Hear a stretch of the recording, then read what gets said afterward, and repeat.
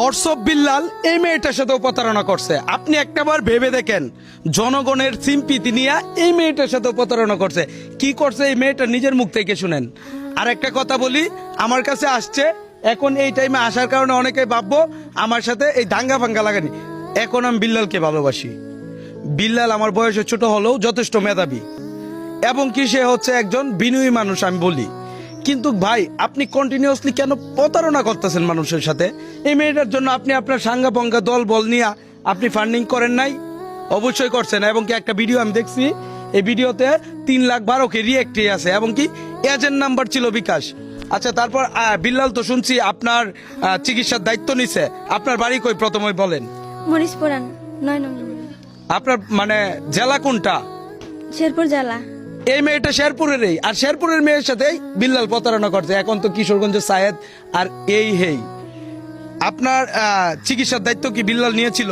হ্যাঁ, ওনার কাছে আমি গেছিলাম, পরে উনি প্রথমে আমার মানা করছিল, পরে হয়তো আমার দেখা ওনার খারাপ লাগছে, পরে বলতেছে আসো তোমার একটা ভিডিও করি। আচ্ছা, আপনি একটু হাইটা একটু দেখান তো, দেন। আপনারা ভাববেন এই মেয়েটা নাটক করতেছে। দেখেন মেয়েটা হাঁটতে পারে না। মেয়েটার সমস্যা কি আমরা একটু জানি। আপু তোমার সমস্যা বলো। আমার পায়ে হাড়ের মধ্যে টিউমার হয়েছে, টিউমার হয়ে হাড় খায়া ফেলাইছে, 1.5 ইঞ্চির মতো হাড় খায়া। কত টাকা লাগবে ডাক্তার বলছে? 7 লাখ টাকা যদি করি, প্রাইভেটে যদি করি তাহলে 7 লাখ টাকা, আর যদি পুঙ্গত করি তাহলে 5.5 লাখ টাকা কি 5 লাখ টাকা দিয়ে করে দিব। এখন বিল্লাল কি সমস্ত দায়িত্ব নিছিল? হ্যাঁ, মানে সমস্ত দায়িত্ব নিয়েছিল যে উনি আমার 7 লাখ টাকা উঠায়া আমার চিকিৎসা করে দিব। উনি আমার হাতে টাকা দিব না, মানে ওনার কাছে টাকা রাখবো। তাই আমি আবার বলছি যে আমি হাতে টাকা চাই না, আমার আপনি চিকিৎসাটা করে দিলেই হইব। পরে আচ্ছা, বলছে তারপর বলছে করে দিবে। এখন লাস্ট পর্যন্ত তা আমার কাছে কেন আসলেন? পরে ওনার কাছে আমি আর 2-3 বার গেলাম, উনি বললো আমার চিকিৎসা করে দিব, ভিডিও করলো। তারপরে আমি একদিন ওনার বাসায় গেলাম, উনি আমার বাসায় যাওয়ার কথা ছিল, পরে আর যাই নাই।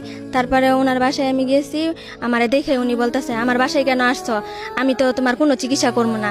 দুনিয়ার মানে পৃথিবীর মানে সবাই যদি তোমার চিকিৎসা করে, হেল্প করে, আমি তোমারে করবো না, তুমি এই জায়গা থেকে চলে যাও। পরে আমি আবার ওদিন আইসা পড়ছি, ওনার সাথে আর কোনো কথা বলি নাই। আমি ভাবছি হয়তো মনে হয় মাথা গরম আছে, পরে চলে আসছি। তারপরে আবার গেলাম, ওদিনও আমার সাথে খারাপ ব্যবহার করছে। তারপরে আবার কালকা গেছি, কালকা যাওয়ার পরে উনি আমার সাথে কুত্তার মতো ব্যবহার করে দিছে। আমার ফুপু গেছে, আমার ফুপুর সাথেও খারাপ ব্যবহার করে দিছে উনি। আচ্ছা, কান্না করবেন না। এখন দেখেন এই যে বিল্লালের কাছে বিশ্বাস করে আপনারা জোয়া খেলার মতো টাকা পাঠাইতেছেন, আর এই মেয়েটার জন্য টাকা পাঠাইছেন। এটা কি মেয়েটার কাছে পৌঁছাইছে কিনা খবর নিছেন কখনো? আমি এই কারণে বলি, রুগীর 1 কোটি টাকা হয়ে যাক, রুগীরা টাকা দেন। উনি বলছিল যে আমারে মানে চিকিৎসা করে দিব, তুমি যাও, আমি তোমার বাসায় আসবো। তো উনি তো আর আমার বাসায় যায় নাই।